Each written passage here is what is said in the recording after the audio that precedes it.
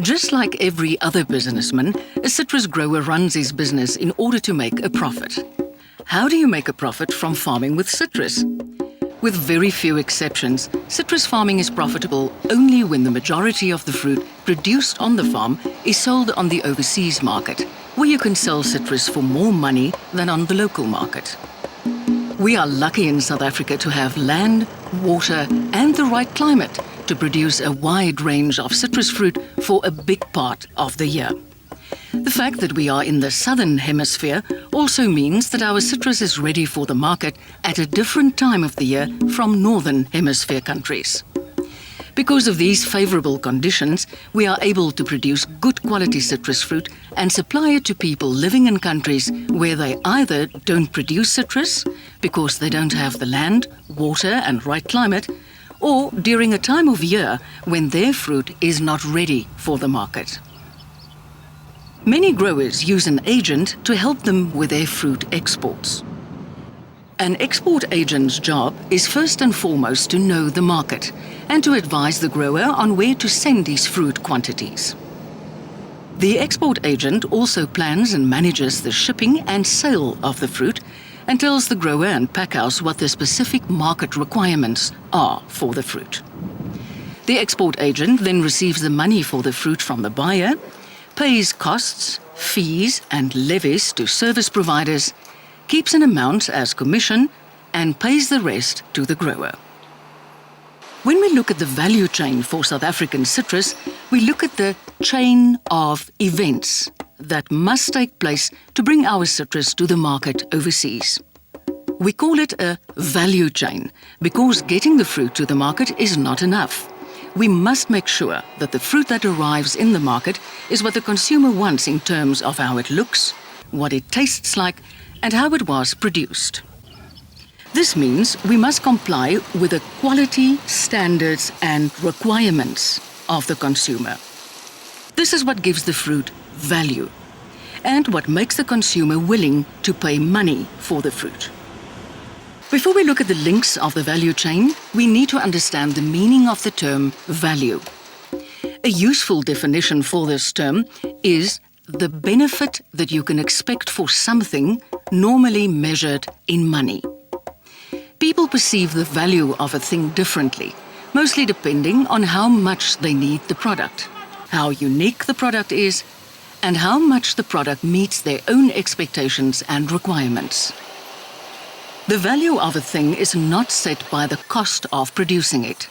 It is set in the mind of the person who holds the money, and if that person doesn't think it is worth spending money on, the product has very little value.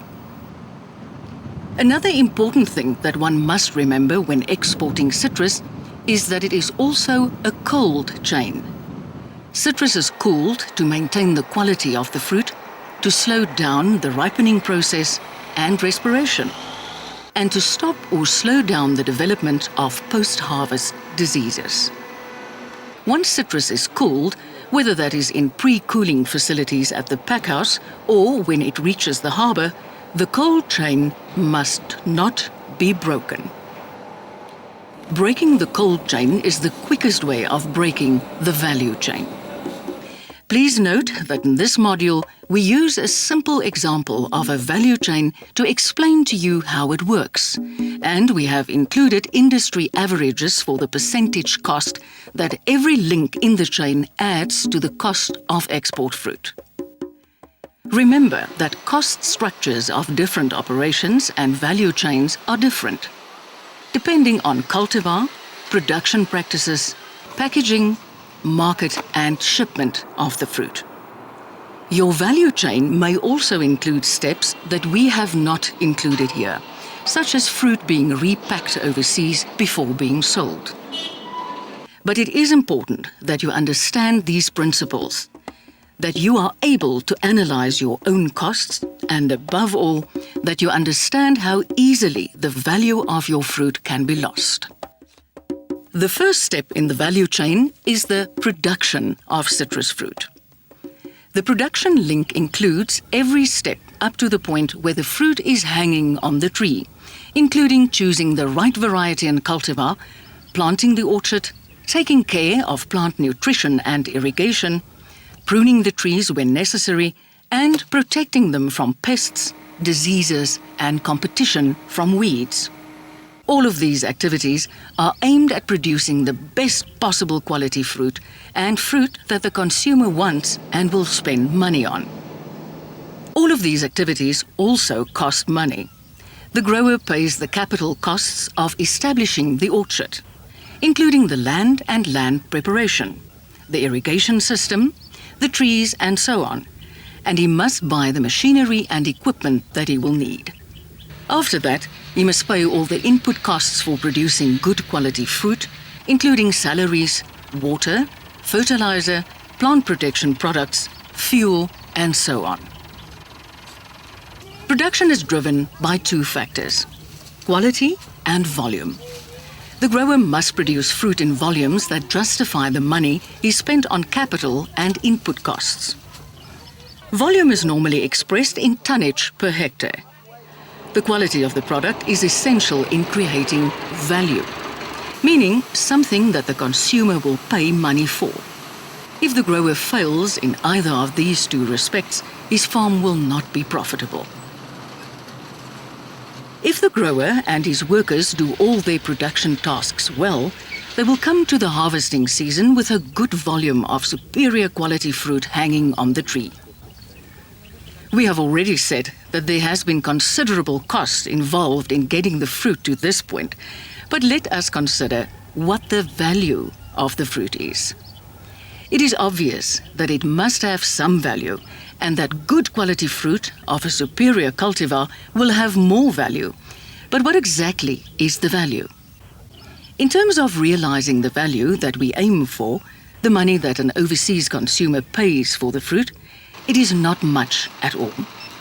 In order to realize this value, the fruit has only taken the first step on a long journey. We need to add more value, which means that we have to spend more money. Up to this point, we have only spent about 11.5% of what it will eventually cost us to get the fruit to the consumer. The next step is to harvest the fruit and send it to the packhouse. This adds more costs because pickers and supervisors have to be paid for their work and equipment is required for harvesting. This cost is included in the 11.5% that we mentioned. Once the fruit reaches the packhouse, it is, in some cases, degreened, washed, treated, waxed, sorted, graded, sometimes wrapped and labeled, and then packed into cartons, which are then stacked on pallets and inspected to make sure it is fit for export. In some cases, fruit will be pre-cooled at the packhouse before being transported. The cost that is added in this process can be quite a lot and depends on the type of citrus that you have and the market for which it is meant. But on average, packing adds another 13% of your total cost. The next link in our chain is moving the fruit from the packhouse to the port, from where it is shipped to an overseas market. Pallets can be loaded onto flatbed, taut liner, or refrigerated trucks, depending on the cultivar and the market. Refrigerated trucks are used to transport fruit that has been pre-cooled at the packhouse. The fruit can also be packed into containers at the packhouse, with a packed container then shipped onto a truck. Another option that is gaining popularity in South Africa is transporting containers or loose pallets by rail. The distance that the fruit has to travel to the port depends on where you are in the country and where the port is from where your fruit will be shipped. The distance and method of transport determines how much it will cost you. But on average, transport makes up about 1.5% of your eventual cost. Before the fruit is loaded onto a ship, it may have to be stored at the harbour terminal for a period of time, where it is either cooled in pre-cooling facilities or kept in holding rooms that maintain the temperature of the fruit if it has already been pre-cooled. This also costs money, and together with the handling fee that the fruit terminal charges, it adds another 3.5% to your costs. The fruit is now loaded onto ships, either in containers or as loose pallets. On the ship, the fruit must be kept at the temperature to which it has been pre-cooled and is sometimes also exposed to a cold sterilization treatment depending on the market that the fruit is going to. The shipping of the fruit, including insurance, makes up about 18.5% of your total cost. When the fruit arrives in the overseas market, it is again handled in the harbour, sometimes stored and transported to the point where it is sold to the consumer. The grower also carries these logistic costs, which is about 13% of the total cost. The fruit is now eventually sold to the consumer. The retailer adds on his profit margin, which is normally around 30% of the final costs, and the consumer buys the product.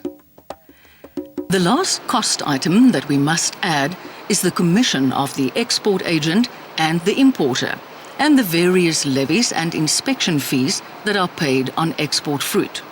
This adds the final 9% to the cost. The big question is now, how much does the consumer pay for the fruit? If the consumer looks at the product and thinks that it is good value for money, she will pay enough to cover all the costs that we have listed before, and there will be a little left for the grower to make a profit. The value is therefore more than the costs for producing, packing and shipping the fruit. This is of course mostly the case.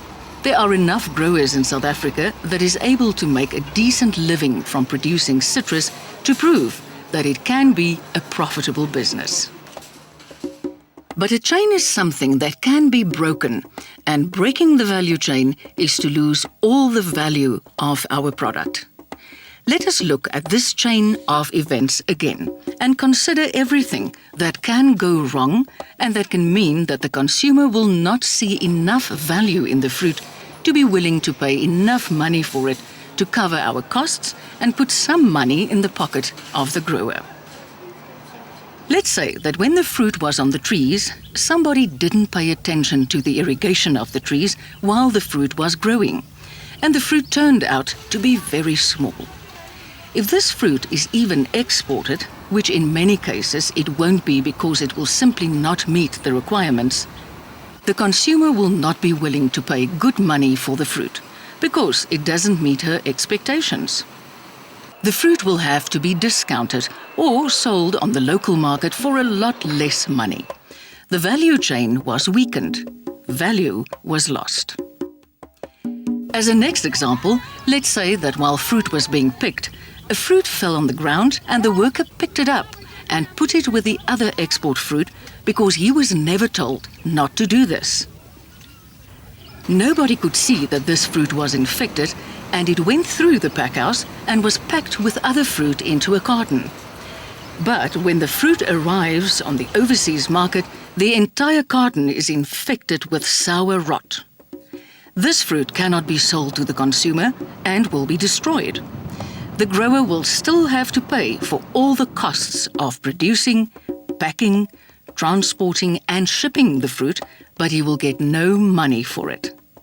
The value chain was broken by one picker that wasn't trained properly, and value was lost. Let us now look at the packhouse. Let's say that the concentration of fungicides in the hot water fungicide bath was not monitored regularly, and the fruit was not treated well enough to kill all the fungal spores that it brought in from the orchard. Nobody can see that there is a problem at the packhouse, and the fruit is packed and shipped. It arrives in the overseas market, and some of the fruit is covered in mold. The importer takes the time to sort the fruit again to find those that can still be sold, adding even more cost for the grower. The grower will now only get some of the money for the shipment, and may or may not be able to cover his costs. The value chain was compromised. Value was lost. Another example from the packhouse is the person stacking the pallets not paying attention and thinking that it is not really important to use the right stacking pattern. As long as the cartons stand in stacks on the pallets, he cannot see why he should do the extra work to put them in a pattern. This pallet is now loaded on a truck and transported to the harbour. Because the stacks on the pallet are unstable, the carton starts shifting. And by the time the pallet is picked up to be loaded onto the ship, it is so unstable that the stacks simply topple over. The fruit and the cartons end up smashed to pieces on the quayside. The harbour is not willing to take responsibility for this, and the packhouse carries the cost for that pallet. The value chain was broken by a pallet stacker that didn't understand the importance of his job. Value was lost. We have already said that maintaining the cold chain goes hand in hand with maintaining the value chain. Let us look at an example here. At the pre-cooling facilities at the harbour, the inspectors are on their way, and the forklift driver takes your fruit out of the cold room and puts it outside, ready for inspection. But the inspector is delayed and arrives 3 hours late. By now, your fruit has been standing outside on a sunny winter's day in Durban for 5 hours. The fruit has warmed up and started to respirate faster. The inspector eventually arrives, approves the consignment, and the fruit is returned to the cold room. But now, because the cold chain has been broken, the fruit starts to decay very quickly, because that is what happens when the temperature is not kept stable. By the time the fruit arrives in the market overseas, decay has set in good and proper, and the whole lot has to be destroyed. Breaking the cold chain is the surest way to break the value chain. There are a great many examples of how things can go wrong in this chain of events. How many more can you think of? What can happen in the particular job that you do that can compromise the fruit and destroy its value? What does it mean for you and your job if the grower and the packhouse have to carry these losses, which could easily have been prevented? Exporting a fresh product like citrus fruit is not for the faint-hearted. It is possible to make good money from this business, but it means that one must be willing to face many risks. Some risks cannot be controlled by the grower, like the weather, the exchange rate, and production from other countries that compete with our fruit. But there are also many of these risks that can be controlled, and many things that each person in this chain can do to make sure that the value of the fruit is not placed at risk unnecessarily.